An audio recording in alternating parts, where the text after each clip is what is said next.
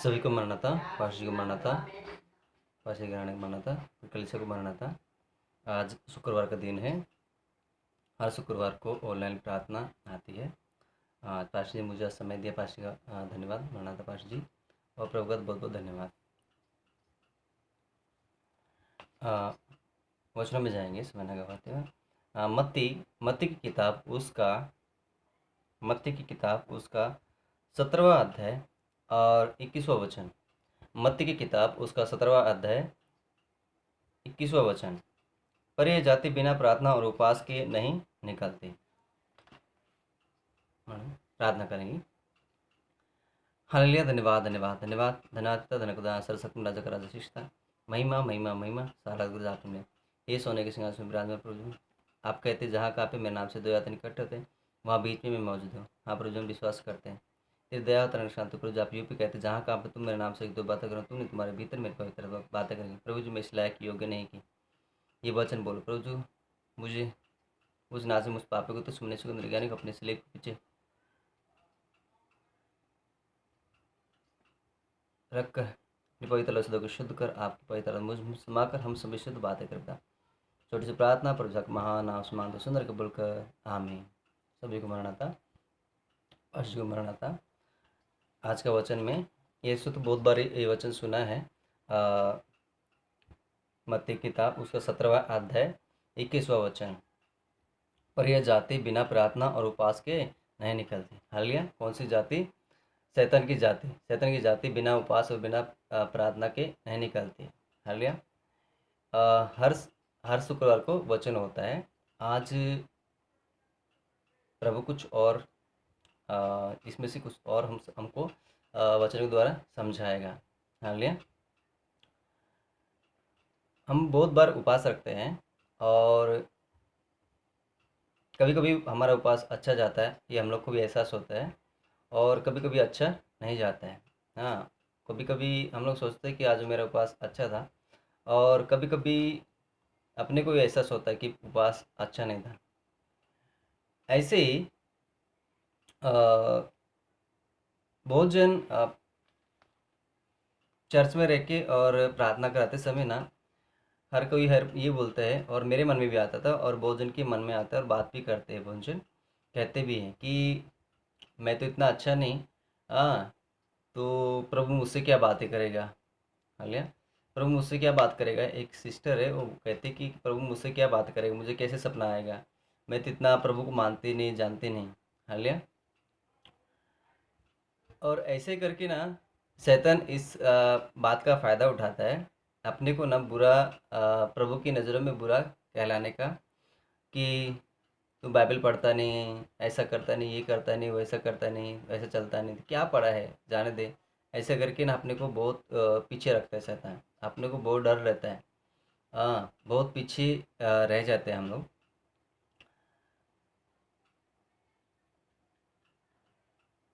ऐसे करके अपने मन में बहुत डर बना रहता है। और मैं भी एक बार ना बहुत पहले सोचता था कि शैतान को मैं कैसे भगा सकता हूँ। हालिया शैतान को मैं कैसे भगा सकता हूँ। मैं तो इतना पास्टर जी के जैसा बाइबल पढ़ा नहीं, अच्छे से स्टडी किया नहीं बाइबल का, इतना मुझे बोलना आता नहीं है, प्रार्थना करना आता नहीं है, शैतान मेरा क्या सुनेगा करके। तो ये सब डर ना अपने अंदर रहता है। तो ऐसे डर का फ़ायदा शैतान उठाता है। और छोटी सी पुस्तक में देवदास बापू जी ने लिखा है, उसमें भी लिखा है कि अ, मैं सही दर्शन नहीं देख सका, मेरा डर ही है, मेरे डर के कारण मैं सही दर्शन नहीं देख सका।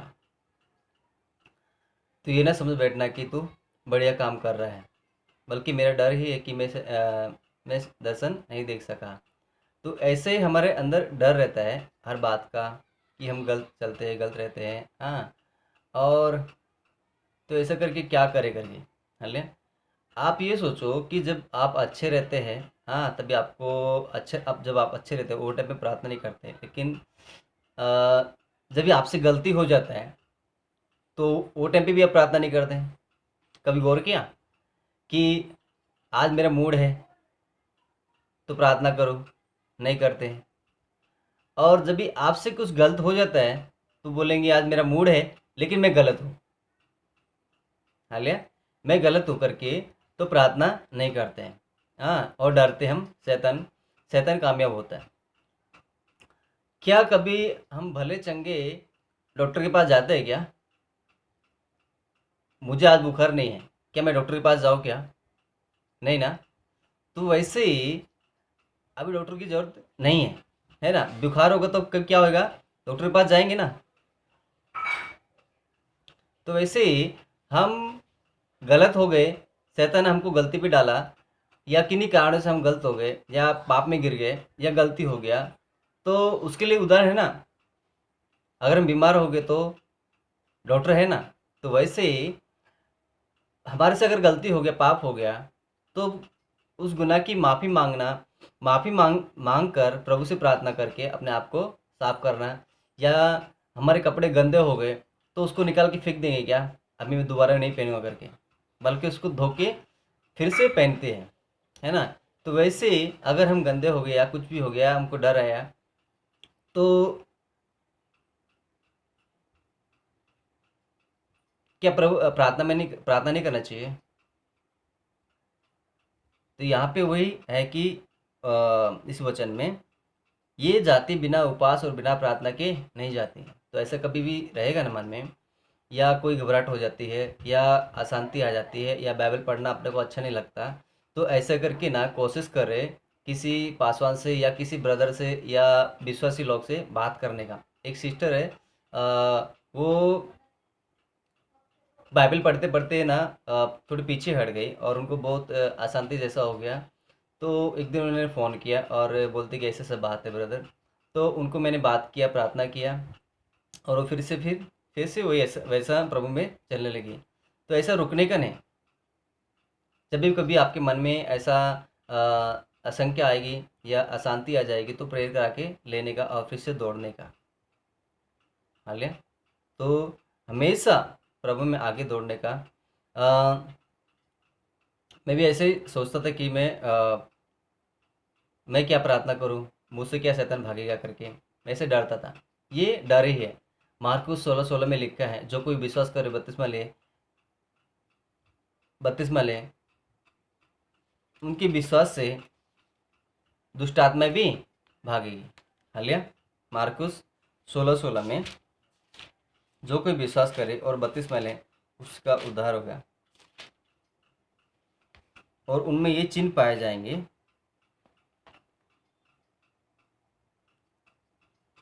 17 देखो, मार्कुस 16 और उसमें 17 वचन, विश्वास करने वालों में ये चिन्ह पाए जाएंगे, मेरे नाम से दुष्ट आत्मा को निकालेंगे और नई भाषा बोलेंगे। हालिया ये वचन हम प्रभु ने हमको दिया है। तो वैसे ना मैं भी डरता था, तो मैं शैतान का सामना नहीं कर पाता था। और जब से ऐसे वचनों में आगे बढ़ा प्रभु ने और शैतान का सामना करने लगा, तब मैं शैतान का सामना करता, और शैतान सच में डरते हैं। अगर शैतान नहीं डरता ना, तो वो सामने नहीं आएगा। एक जगह पे हम लोग प्रेयर करने जाते थे, तो मैं एक बार मैं सोचा कि एक घर में हम लोग प्रेयर करने जाते थे, प्रार्थना करने जाते तो दुष्ट आत्मा आती नहीं थी। हमारे वहाँ आने से पास्टर जी वहाँ से आ जाते थे, मैं भी आ जाता था। हाँ, तो उसके बाद उनके घर में दुष्ट आत्मा आ जाते थे। मुझे बुलाते थे, हाँ मैं जाता था, दुष्ट आत्मा आती ही नहीं थी। तो ये सोचो कि दुष्ट आत्मा यानी कि डरती है ना, अगर अगर वो डरती नहीं है तो सामना करो ना, सामने आओ ना, तो नहीं आएगी। हालिया तो वैसे करके ये हमारा डर ही है, जो शैतान हमारा इस डर को एक हथियार बनाता है। तो वैसे करके कभी भी घबराने का नहीं, प्रार्थना करने का और शैतान का सामना करने का, ये प्रभु ने हमको वचनों में कहा।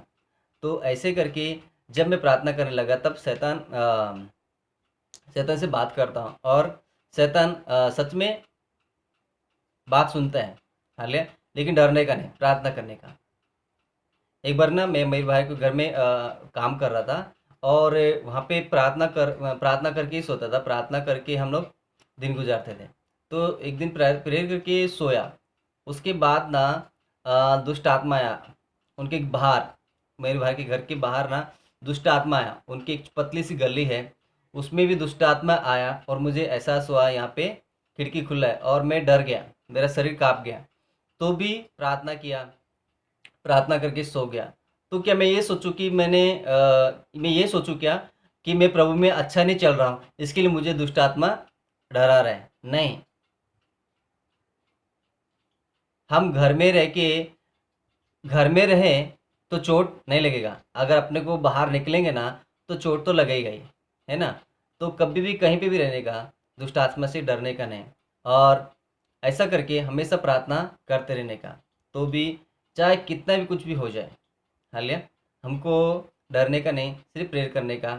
जैसे कि गए सोमवार में पास्टर जी ने वचन कहा था कि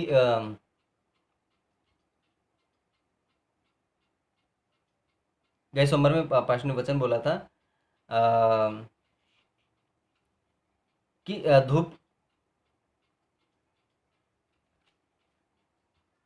जब धूप आई और